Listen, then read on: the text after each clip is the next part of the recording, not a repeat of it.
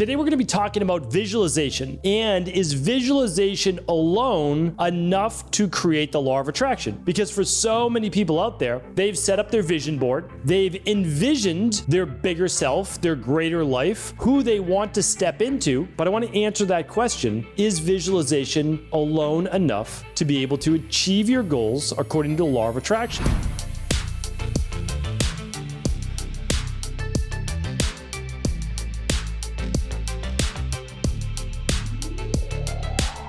Whether it is the home or the relationship or the spirituality or the body or the health, whatever it is, I love the idea of visualization. I want people to visualize their ideal self. That is what I want, because all of us, as Plato said, needs a form, right? We need something that we are working towards, a greater self, a greater potential. And I know that each one of you and you can achieve that. And yes, it is up to you. Although it's amazing to have coaches, it's amazing to have mentors. I wouldn't be here where I am today without them. What I can say is at the end of the day, it is up to you, right? If it is to be, it's up to me. And that saying is true for a reason, and that is because no one else is with you 168 hours a week. Only you are with you that amount of time. And much of that time you're by yourself. You're unsupervised. No one's looking over your shoulder. So it's all up to you to say, am I going to put in the work, or am I going to take the next hour off? Or am I going to put this off until tomorrow? So I want you to be thinking about that in the greater context, but I want to answer that question: is visualization alone enough to be able to achieve your goals according to the law of attraction? And I think that, again, we all love the movie back in the day, The Secret, and many others like it. And honestly, I'd been reading books for years before The Secret came out, but The Secret put it into a visualization form that made it really easy to identify with. The problem was, in that movie, they led many people to believe that meditating and visualizing and contemplating that ideal self, that dream, that goal, that hope of yours was enough for it to become true. And I just haven't seen it in this life happen like that. And so what I don't want is for people to visualize it, but not do these next two steps. So I want to share that with you right now.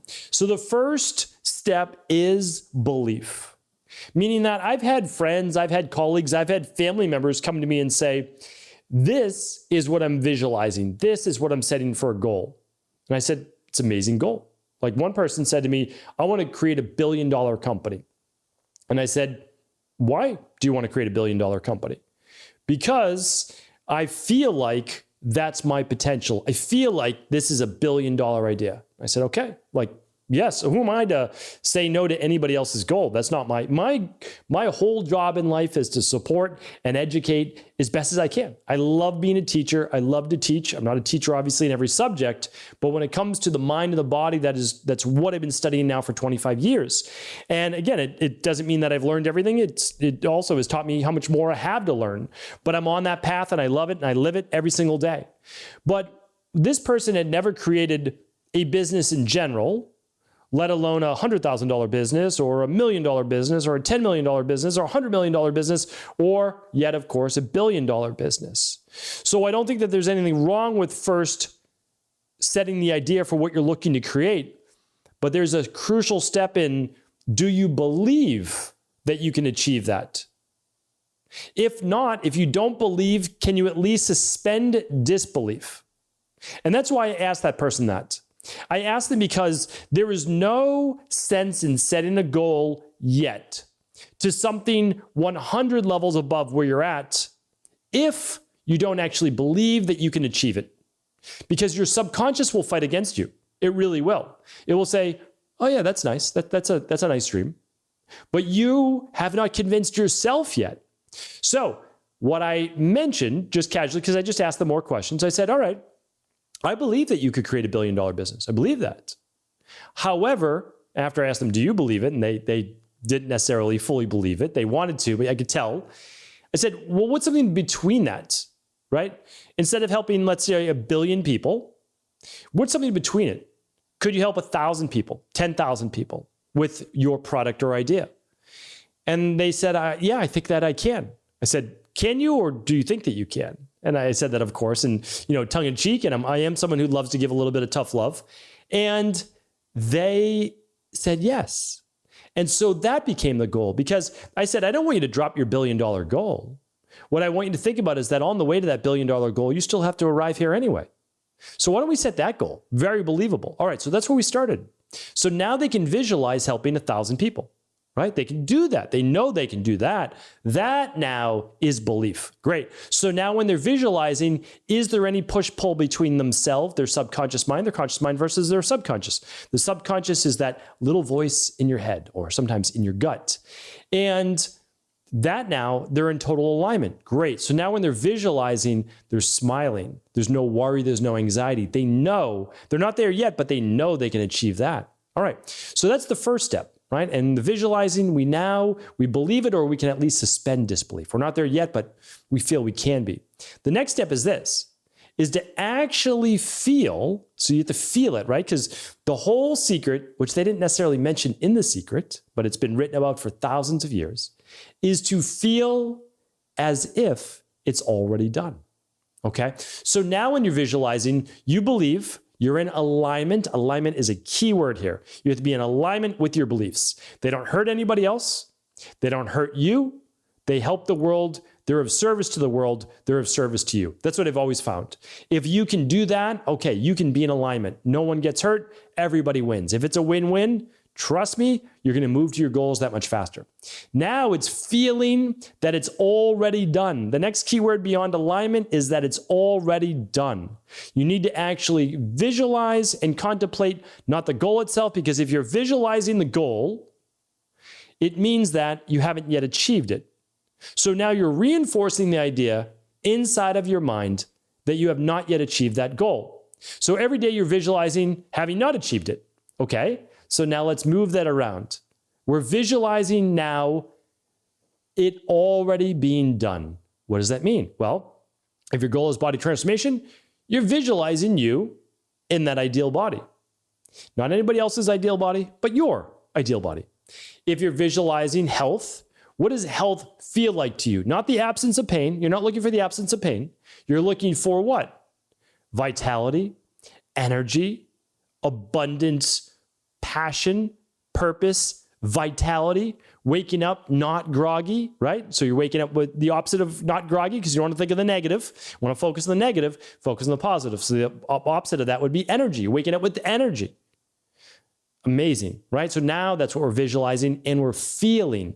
We feel the energy. We feel the happiness. We feel the positivity, even if it's not yet here today, because we're visualizing our future self and bringing that then to the present.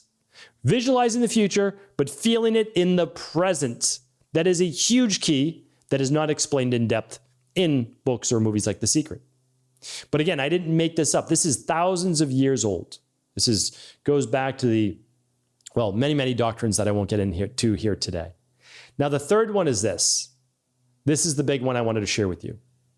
So it's not just suspending disbelief or feeling as if it's already done, but the third step is acting as if it's already done. That is a totally different story and game changer from what people have been led to believe before. Because think about it. You're visualizing your ideal self, your career aspiration, body transformation, health transformation, spirituality, relationship, finances, whatever it is, the home. Okay? So you're visualizing that, you believe in it. When you visualize it, you feel that it's already done. You're walking to that ideal home. You're walking around with a new body, the new health, waking up with the new energy, whatever it is. But now it goes beyond visualization, and it's actually action in the real world. Two scenarios here. The first person, they do all their visualization. They believe, they picture their future self. They're bringing it to the present moment, and they feel that. They feel it. Great, they're doing it. But then they come out of that visualization, out of that meditation, and what do? They act as their present day self. Do you see what I'm saying? So there's a disconnect. They just came from the world of the future, feeling it in the present, which is imperative. You must do that. I don't disagree with that. And it is helpful, however, to supercharge this law of attraction, getting into the proper vibratory state, which, by the way, scientifically, we do know exists. We change our vibratory state. We change our energy. We change our matter. So then what do? So now we come back to our present moment and we act like our current self without having yet attained the goal. So now there's that disconnect where we still don't have the thing. And this is the hardest part, which is why it takes so long for so many people to achieve their future self, their future objectives and goals and dreams. So what we need to do is we visualize what we want. We breathe in, we're in a relaxed state. We feel that energy, that new partner, that new career, that body transformation, whatever it is. And then as we come out of that, we begin to act in accordance with it. We act as if it has already happened. So what does that mean? Well, we start to look at it this way. We say, what would a person who has already achieved their ideal body do? Well, they would eat and plan their meals and meal timing and all of those things at the proper time. They would exercise at essentially the same time each day, scheduled. They would not really allow themselves more than 1 to 2 cheat meals per week on non-consecutive days. They would not be drinking alcohol multiple days per week. They would do all of the things. They would act in accordance with that goal. Well, what about career? Well, that individual would probably wake up and they would research and study whatever it is to become an expert in that field. And even when they were an expert, they'd be doing those things. And they would probably start to teach those things. So those people would start to teach others about whatever that expertise is. If they had this, going back to a friend of mine, this $1 billion idea that we brought to first helping 1,000 people, what would they start to do? Well, they would actually begin to prototype and build that product because they already believe. Right? They're now working that job, even if they're not affecting the change in the 1,000 people yet, but they're working that job. They're creating the prototype. They're building their website. They're doing all of the things they need to around that particular topic. Well, what about for health? They're doing all the things they would need to have done to already have overcome Hashimoto's, rheumatoid arthritis, migraine, psoriasis, adult acne, Lyme disease, whatever it is. So they're already doing those things on a daily basis while believing and feeling that it is already done. So it goes back to, is visualization enough? Is it enough alone to be able to create and cause this law of attraction? And the answer is usually no. And here's why. It's not that visualization alone isn't potentially powerful enough to move mountains, as they say, right? I have a different podcast on the two become one. Right? That's a really powerful podcast. I'm going to link that up today at stephencabral.com/2971. It goes back to the scriptures and it gives you the original translation, which is really powerful. And so basically when the mountain was asked to be moved, how did it move? And it just goes into the step by step. And again, you take that for its word or not, that's up to you. But what we have to understand is that if we do believe and we are visualizing, we're feeling that, but we're not acting in accordance in our life, it sends 2 different vibrations. It sends 2 different messages, at least to our subconscious. One, we feel like we have it, but then we don't act like it in real life. Oh, so we must not have it. So what happens is, to go beyond visualization, to make the law of attraction happen that much faster, what we need to do is act like it and take specific action every single day in our life as if we were already the person that has achieved what it is that we want.